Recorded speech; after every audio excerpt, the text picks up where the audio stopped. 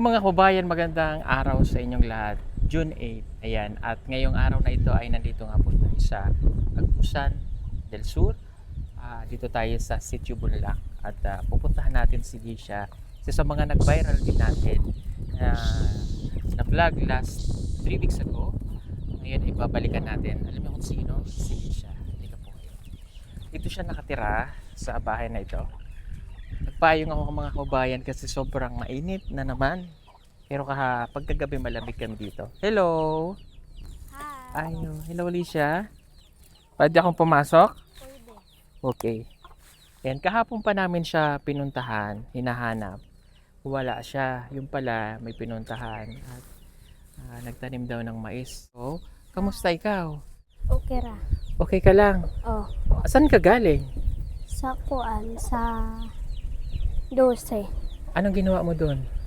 Nagtarbaho. Bakit nagtrabaho ka? Anong trabaho mo doon? Nagtanom og mais. Okay. Eh, di ba first day of school ngayon?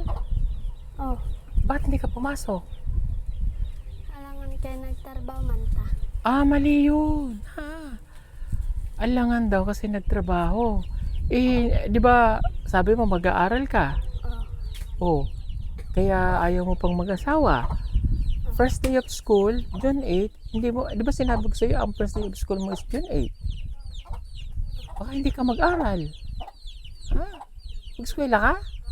O bakit hindi ka pumasok ngayon? Sino nagpatrabaho sa'yo doon? Si mama? oh, Unahin mo muna yung pag-aaral, Lisha. So kaya, di ba last time, kaya sinip kita para makapag-aral ka. Saan ka papasok? sa mundo. Dapat kanina, tinan mo sila Tantan. Nagpunta ng, anong grade ka na nga? Si Ikaw? grade Pagpas- 7. Grade 7? Pumapasok Oo. sa eskwelahan. Oo. Pero ngayon kasi nag-cancel na ng pasok kasi naglinog po. So, nag-cancel sila. Dito sa Agusan, gano'n, nag-cancel. Kaya, pagkakalam ko lahat na dito sa Mindanao, nag-cancel na.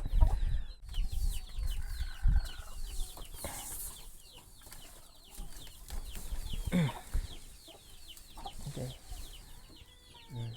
Mali na usapan natin, di ba? Mag-aaral ka ha?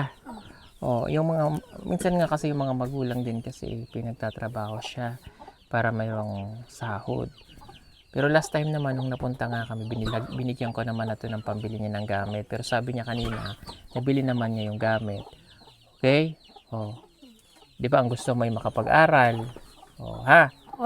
Oh, Magpupokus ka sa pag-aaral mo ha. Kasi hindi mo naman kailangan na magtrabaho kasi mayroon nang magsusupport sa iyo sa iyong pag-aaral. Naintindihan mo ko? oh, Okay? Grade 8 ka na pagpasok.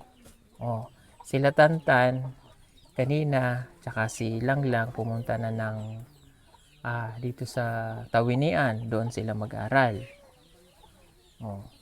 Ikaw kamo sa Mundol. mm, Pag doon ka mag-aaral, hindi kita mabibilan ng cellphone kung hindi ka magiging okay para yung communication natin. Ha? oh, Bibilang kita ng cellphone kapag okay ka na. oh, Naintindihan mo ako? oh. Ano sabi ko? Kasi Palitan kunin mo og cellphone kung kung okay na ako diri as Bulac. at huwag magpapaligaw. Naintindihan mo ako? Oh, Ano nga pangarap mo? Anong panganday ni mo? teacher. Teacher. Kaya makikinig ka ha. Okay? So alam nyo, marami pong tumulong kay Lisha. Sa pagod lang siguro to kaya ganito eh. Napagod ka? Kapoy?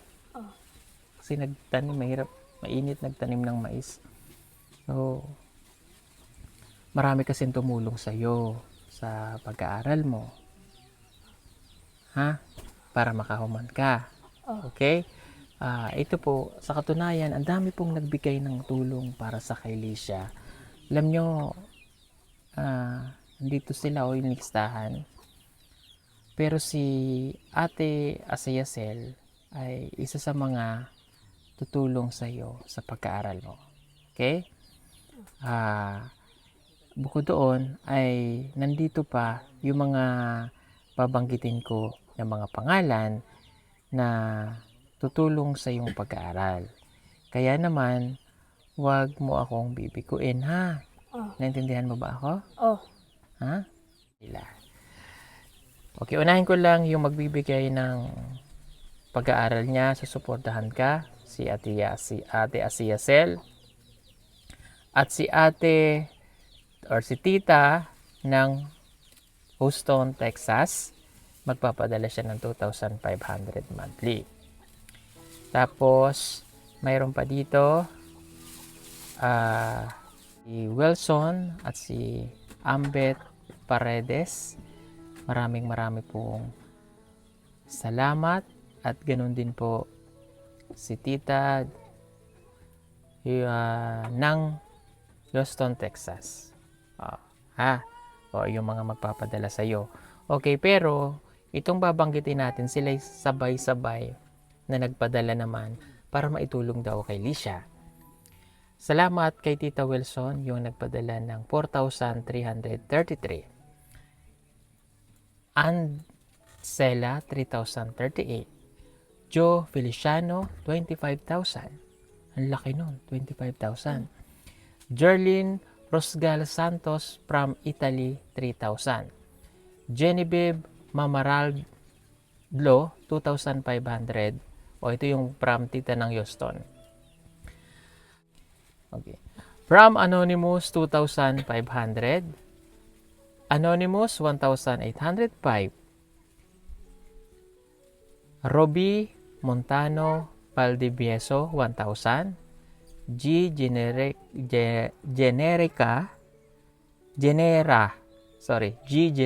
C. Flores, 2,000. Emily Revilla, 2,500. Philia Jumamil, 5,000. Rhea Bibot from Korea, 4,000. Maxi Pikiro, 5,000. Doti Nilo, 5,000. At ang total po ng lahat ng yan ay 66,000. Okay?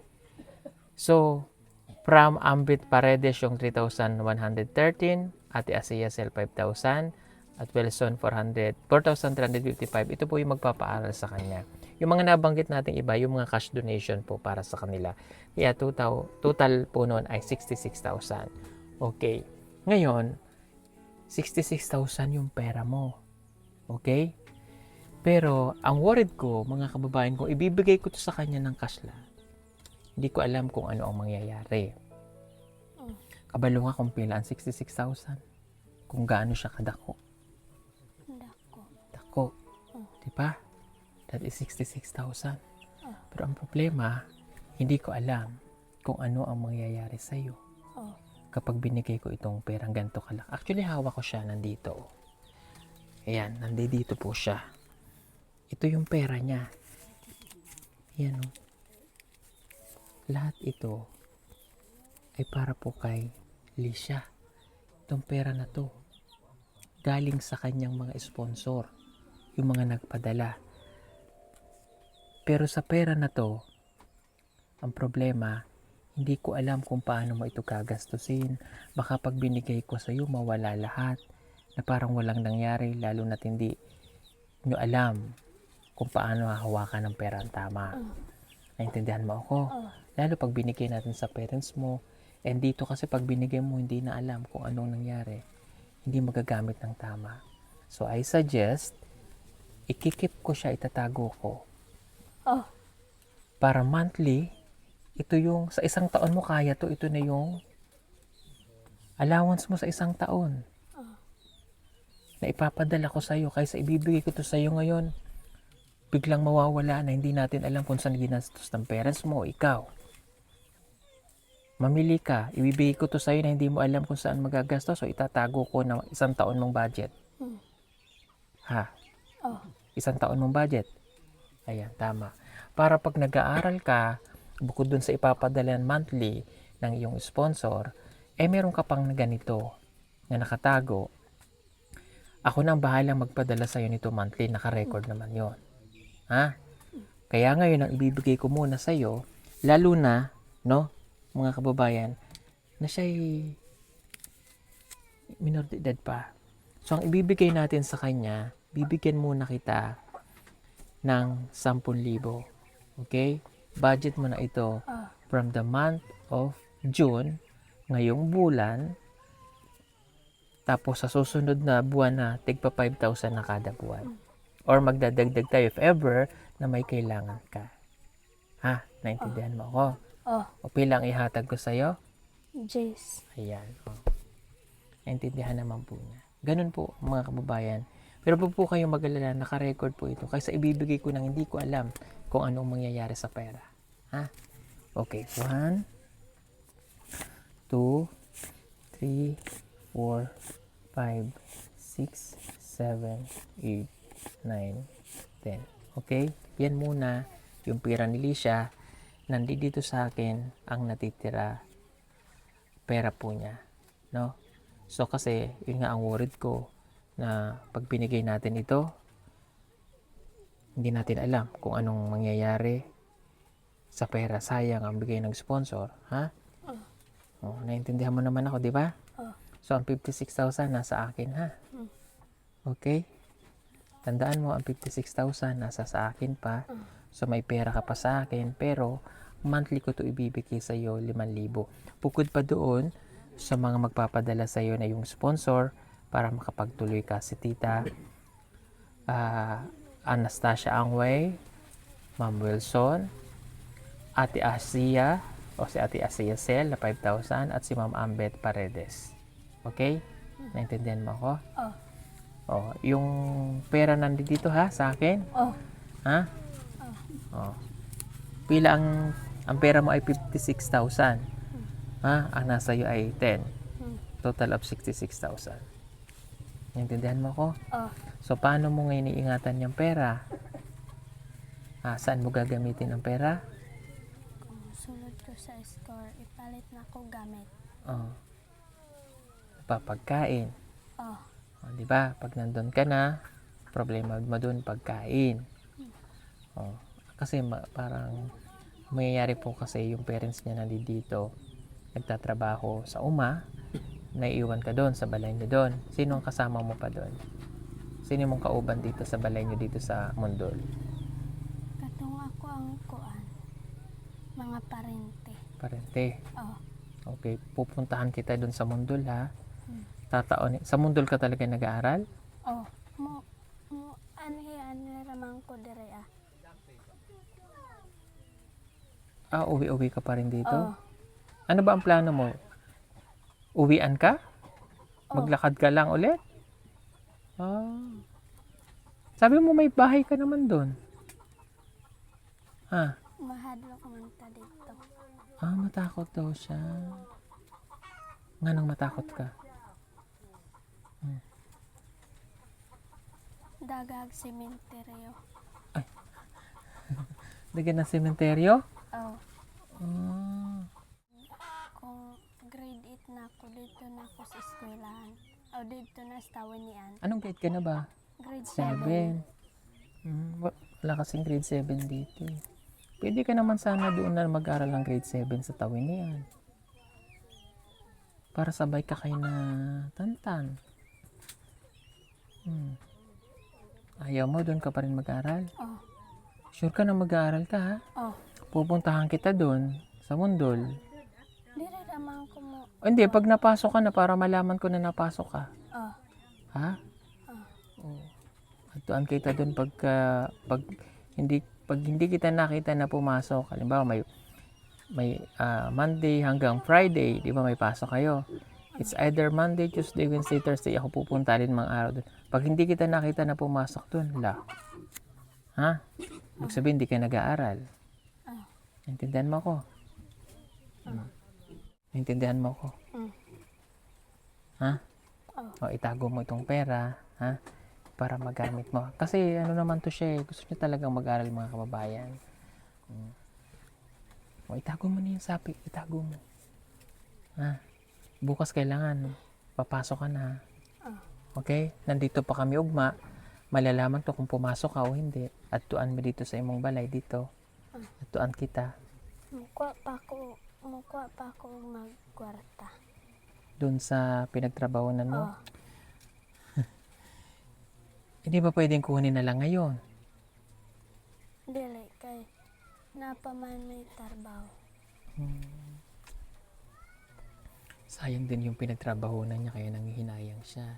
Pawis din at pawis din yung pinuhunan niya doon. Kaso bukas na yung pasok eh. Start na ang pasok bukas.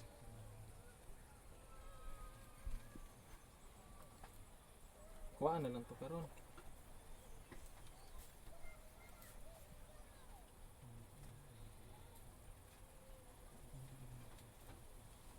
Hirap. Nag-aalala ko sa pag-aaral niya baka hindi makaano yun. Sabi naman niya gusto nga niya mag-aral. Ano bali siya ang gusto mo talaga? Trabaho o mag-aral? Mag-aral.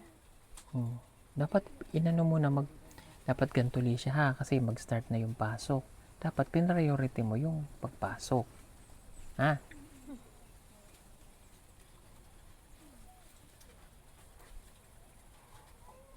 So anong gagawin mo bukas? Kukunin mo muna ang pera?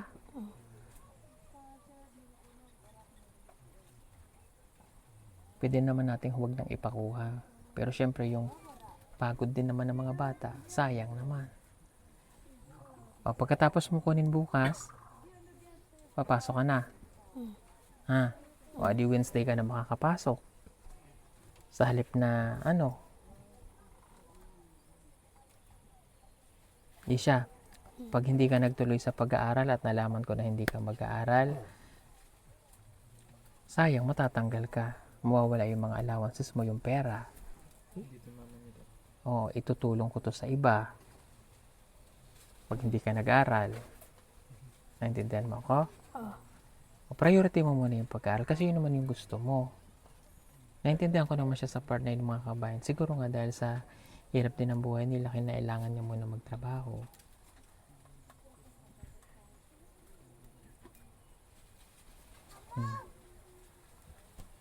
Nasaan ang mama? Andyan? Hindi ito nakakaintindi ng, ng Tagalog tsaka Bisaya. Papaano na lang natin kay Eddie to. Kausapin natin ang kanyang mama na huwag kang pagtrabahunin. Kailangan mong mag-aral. Ikaw din mismo, Lisha. Dapat mag-aral ka dahil yun naman yung gusto mo. Ha?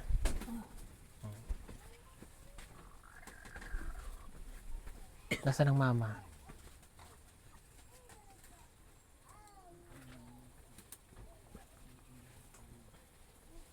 Ate. Nandiyan yung ate. Tika. Hindi ba bihisan tayo? Binibihisan. Oo. Wala ka namang gamit. Nasaan ang gamit mo? Lisha. dito raman sa amang gitarbawan. Di gamit ni mo sa eskwelahan ba? Itong gamit na Notebook ako. ni mo.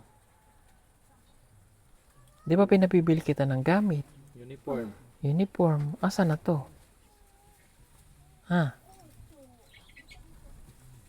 Hindi ka nakabili? Oh, Pati ka bumili. Asan ang perang binatag ng last time? Sinong kumuha? ako ang mama ipalit. Saan? Palit ang motor. Motor. Para? Para na ako service. Isa nga din sa mga problema yun mga kababayan. Pagpapasok siya. Kaya kailangan yung motor. Dahil malayo, parang sila Tantan ba? Kaya lang, hindi nila alam yung pagkuha nila ng motor ay kung wala naman silang pang-cash, ida-down. Nasaan ang motor? Wa pa kamo. Wala pa. Oh, Nasaan ang pera? doon kang mama. Tawagin, nasaan si mama? Okay. Halit eh.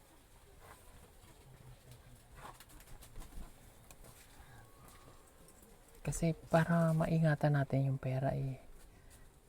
Lingkod mo ate, buntis ba si mama? Oh, Buntis pa. Ginoo ko. Bata pa yung saka. Mm. Buntis pala si mama mo. Lingkod mo ate. Oh. Ate. Halika dito para ma-translate natin. Nganong nagtrabaho si Lisha? Di ba dapat mag-aaral si Lisha? Hindi man trabaho. Dahil ko na ton in trabaho si Lisa. Di ba eskwela scan din tapos ba't ng trabaho? Kandin da doon man yak nagbuot tag kalyag ko nagtarabaho. Totoo bang sinabi sa mama mo nga kagustuhan mo nga magtrabaho? Oh, Bakit gusto mo magtrabaho? Para saan ba yung pagtatrabaho mo, Lisha? Para hindi ka pagtrabaho na boss. 15. 15. Oh, Matagal nakaplano ka nagtrabaho. ni dumaat parente ko. Sumama ka lang sa iyong ano. Oh, Huwag ka nang sasama, ha? Kailangan magtrabaho, kailangan mag-aral ka, huwag kang magtrabaho, ha? Asa tong pera? Tanong mo kung yung pera nasa anong Kasapin mo ni Sir Paul na para to and ko, down na yun. para to pambili ng damit ni Anden. Kasi pambayad to gamit din tag eskwela din sa sa. Saan?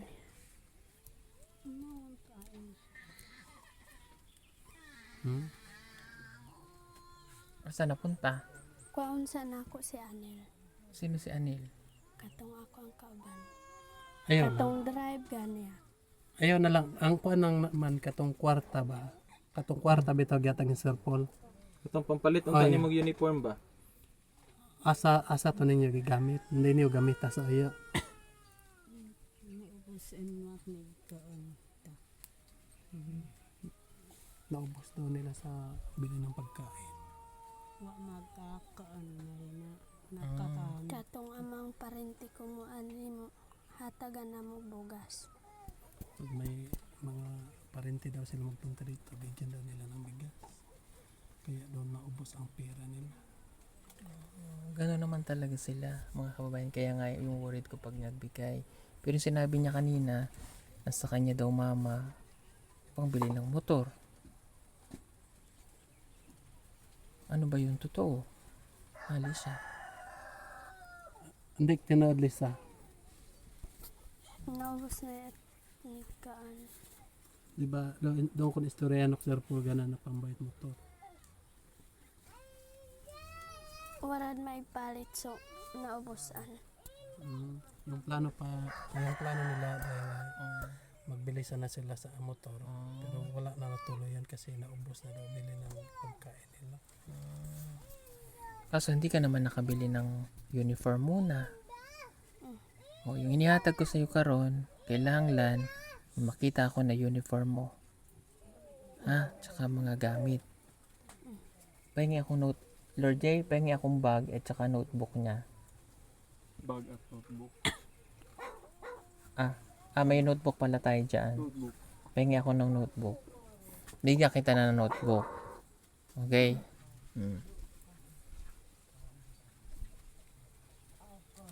Nandun kasi sa yung mga kabilang sasakyan pala yung bag. Pero bibili ka pa naman na uniform mo tsaka sapatos. Nasa na yung 10,000. Yung 5,000 allowance mo yun sa yung pag-aaral. Yung 5,000, kung may uniform kang bibilin, kumuha ka na lang doon. Then mga pagkain mo pa. Okay?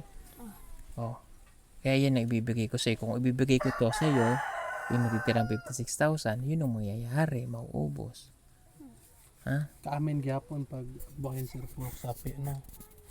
Dapat budget to pang eskwela kung ano buhay mga silingan niyo.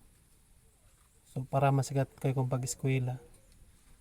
Walang buhayin Sir Paul siga para pamuhay to silingan inglo. Kinahanglan na kuno-ano kay kon kaugalingon. Pakabay kat gamit no. yung kunto waka nakabayad gamit to sis ni agin po yan si sir ko kay bakay kay sa piskanan niya waka nakabayan to kunto ya nang hinaot kay kunto ano kasi ka sa sapin buhay ni sir ko kunto pakaboy no ta gamit tapos eskwela niyo klase o kunto. Intindihan mo? Oh. Okay. Kaya ang gusto ko, nag-aaral ka. Okay? Maraming salamat po sa pag-sponsor po. Notebook mo, ha? Oh. Oh. Yung bag nandoon, mamaya bibigyan ka namin. Okay? So, ito, yan, madami na yan, ha? Oh, siguraduhin mo na mag-aaral kahit ano yung mga notebook mo.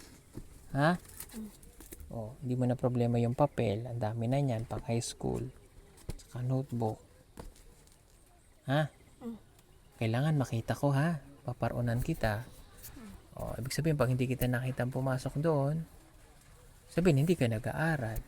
Ha? Okay? Baka naguguluhan lang isip niya ngayon kasi mga kababayan. Pagod at saka mainit kasi nagtanim pa yan ng mais. Oh. Binibigay ko naman na yung 10,000. Ingatan ang 10,000, ha? Naintindihan mo ko? Okay? Pasensya po kayo. Mag-aral pa ako. Pagod lang po ako. Mag-aral po ako. Pasensya po kayo. Kailangan po kayong trabaho sa aking pamilya para may magastos kami. Ayan, pasensya na po kayo mga kabayan, ano. Pasensya na po kayo. Pagod lang talaga siguro to. Hindi naman to ganito nung kinausap namin, eh. Pagod ka? Oh. Pagod, eh. Mahirap talaga magtanim ng mais. O siya, sige. Basta pangako mo mag-aaral, ha? Pagod lang yan, bata. Kawawa naman. O siya, sige po mga kababayan. Si ate kasi buntis pa. Kaya siguro ganun na lang din yung pag-ano ng bata na magtrabaho. Salamat po. Sige po at kami po ay aalis na. God bless po sa inyo. Don't forget to like and share po ng ating video at mag-subscribe sa lahat ng Pugong Biyahero Team. Maraming po salamat. At huwag niyo kalimutang mag-subscribe sa lahat ng PB Team po. Salamat sa patuloy niyo pong panonood at pagbibigay po ng suporta sa bawat isa sa amin. Gumagana pa yung solar? Suga? Ilaw? Ayan, at sa mga gusto po pala mag-avail ng solar, mag-message lamang po kayo direct dyan sa PB Team Solar, yung nasa screen nyo po, para legit po ang inyong ma-orderan. God bless everyone. Bye-bye. Marami pa sa atin ngayon hindi pa alam na gumamit ng solar. Pero hindi nyo ba alam na napakadali lang naman talaga gamitin ng solar dahil meron na tayo ngayon ng mga smart solar na kahit kayo mismo ay kayang-kaya nyong ikabit ito sa inyong tahanan. That is 200 watts na pwede nyong gamitin indoor and outdoor. Napakaliwanag na nito at talaga namang makakatipid pa kayo sa kuryente. At ang maganda pa dito ay may kasama na itong remote na pwede nyong kontrolin.